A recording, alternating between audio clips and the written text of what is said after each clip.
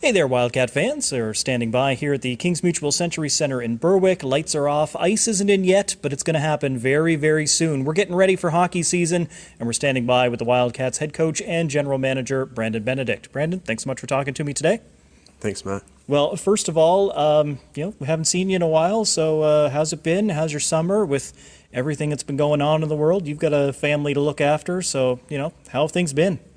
Yeah, no, I mean, things now have, everything's certainly opened up a lot more, so it's a lot better right now. Initially, back in March and April, it was certainly trying times for us as a family. We have two younger kids, a 6-year-old boy and a 4-year-old girl, so obviously it was there were some tough times, but certainly things are opening up now and much more positive from a personal standpoint. Oh, that's good. And then you've got 3 teams worth of boys to look after as well. Quite an extended family. I assume you've been in contact with most everybody throughout this. How have things been during the off season? Yeah, I mean, there's a lot of uncertainty, obviously, when everything kind of played out there in the middle of March and hockey essentially shut down throughout the country. And I guess moving throughout the months and slowly moving ahead into April and May, I guess not a whole lot of change. And now the rinks are opening, and now I think people are starting to see the light at the end of the tunnel. Sorry. So I think at all 3 levels, I think a lot of more positive feedback and optimistically thinking that hockey's going to start up in the fall and things will get back to some kind of normalcy hopefully into October. Yeah, well, we're hoping to have things as normal as possible, and we're starting to do that as well. Again, the ice is going to be going back in at the rink in Berwick in early August, and we're looking at actually running some camps and getting some people out on the ice as well. It's got to be exciting. Oh, exactly. It is. I mean, we were thinking a lot about it, and we were unsure, a couple months ago. But now I think, I think we're all from an organizational perspective, we're very positive right now, and we're thinking, hockey's going to start up normally in October. We want to get the kids out on the ice here in August and in a month's time, and let them enjoy the game and get them back to a positive environment. I mean, it's been taken away from them a bit here in the last few months, and then this spring there, so now we can really start looking forward in a positive direction and getting all 3 clubs back on the ice and all kids throughout the valley back into our camps and let them enjoy the game. Yeah, it's really trying to. Not every rink is gonna have ice, or at least not right off the start of the year. So it really is a regional thing. Reaching out to say it's not just Berwick. Everyone's invited.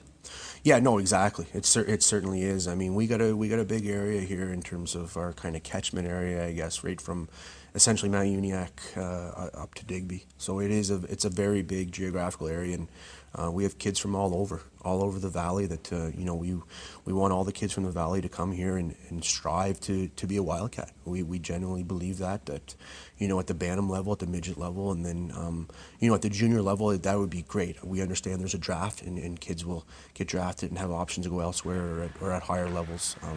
But however, kids in the valley, we want them to be Wildcats at the Bantam and midget levels, and hopefully that's the case for most kids. Yeah, but it is a cool system. There's nothing else quite like it around here, where you have the the U15s, the U18s, the U21s, all under the one umbrella. Obviously, in each community, those clubs do work closely together, but they're usually individual clubs. And here, it's one. That's right. Exactly. I mean, we understand the different associations at the minor hockey level, but at the end of the day, I mean, we're pulling from those different associations, and I think after being here for 1 year, I learned a lot, and I'm understanding the dynamics of the valley as a whole, and I'm trying to I want to do a little bit more at that level, at the minor level, and reach out to different communities. And get our players at the junior level more involved in the communities, hopefully, reaching out again in different areas throughout the valley. And hopefully, kids can look up to these kids at the junior level, at the Bantam midget level, and strive to be a player at their level one day. Well, tell me more specifically about some of the things that we've got coming up, or that you hope to have going on in the near future here before the seasons really kick off in full.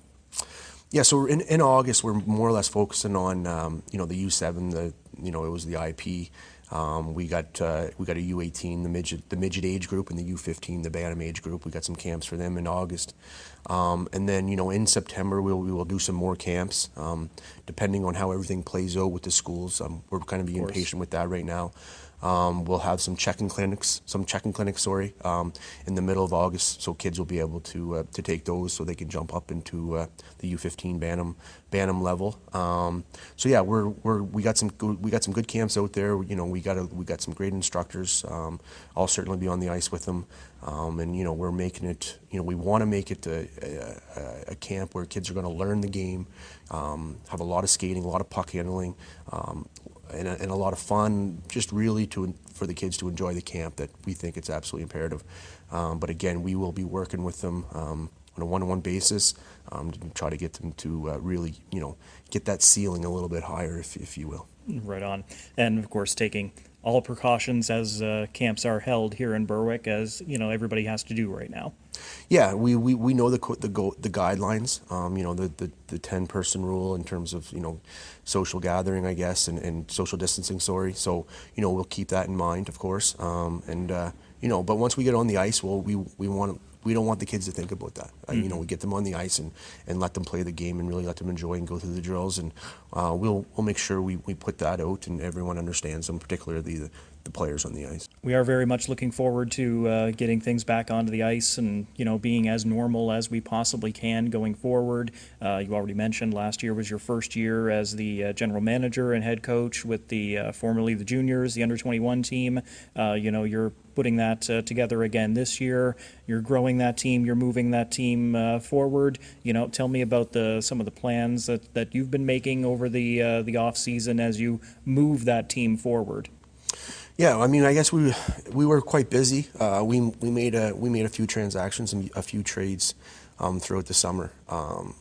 When you look at the past, and I know we don't like looking at the past too much, and moving forward and try to focus on what's going to happen today and tomorrow. But however, when you look at our group last year, I thought that we were very loyal to the group. We never made a lot of changes. We knew we had a young team. But we didn't want to make any changes. We certainly took our bumps. That's obviously evident in the standings, and our results weren't there. However, I think that you got to take those bumps to kind of gain some traction and move forward in the right direction. And I think that's one thing that we did. Now, I still consider us relatively young as a team comparable to other teams in this league right now. But I still think that we're in a much better position right now on paper to be competitive. Mm-hmm. And that's the big word that I want to use with our group now is we want to compete every night. We want to be competitive every night, that we give ourselves a chance to win.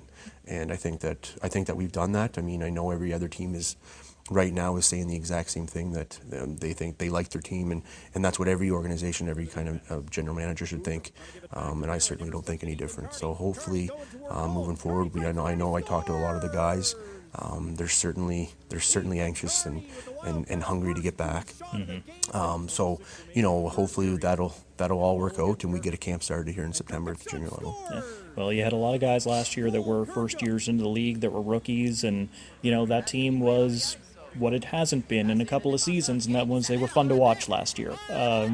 Game in, game out, whether they won or they lost, they were exciting. They were fun to watch, and I can't wait to see them grow and continue to do that going forward. And yeah, a few faces gone out, a few faces have come in, but that's junior hockey for you. It is junior hockey. There's no question. There's always changes. There's always players graduating and players coming in, and there's always trades and things like that. But I would say that. I would 100% agree with you, Matt, in terms of players that we had this year, in terms of their compete level. We had great character kids that came in, and they worked hard every day. And, it showed. I think towards the end of the season we got better. I think we closed that gap on a lot of teams. Unfortunately, obviously, the gap was too far for us to even come close to getting into playoffs. But I think we, towards the end of the season and being out of playoff contention, a lot of teams, a lot of players could, fold up the tent, but not one of our guys did that. And I think that's a credit to our entire group, but a little bit more precisely and specifically our leadership group and our 20-year-olds. Well, the entire league missed the playoffs last year, so it's these things happen. But we're going forward in the right way. I assume you still have lines in the water at this point, as you're still. Well, we're not even to camp yet, but I'm sure you've got a good idea of who you want to see there and maybe a few surprises I don't even know about yet. Well, yeah, it's yeah. I mean, we certainly we should have a good strong camp. I think it'll be very competitive.